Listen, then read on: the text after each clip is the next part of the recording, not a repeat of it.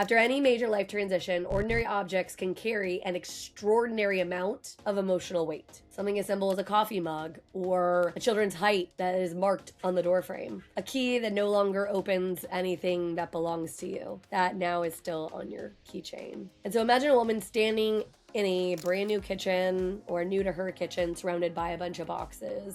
And the kids are in the background, they're arguing over rooms, there's a stack of forms on the counter, a grocery order that she hasn't quite finished. And she opens up one box and she finds a serving dish that she used every single Thanksgiving. All of that pent-up emotion just comes rushing out and she's crying on the floor. And this is part of the financial transition we're not able to capture on a spreadsheet with financial decisions that you didn't expect to be making by yourself. And so we're gonna talk a lot about children, housing, money, grief, and the temptation to make your next decision to prove something. Most of all though, we are gonna talk about the difference between rebuilding a life that looks successful and building one that actually feels safe and free and completely yours.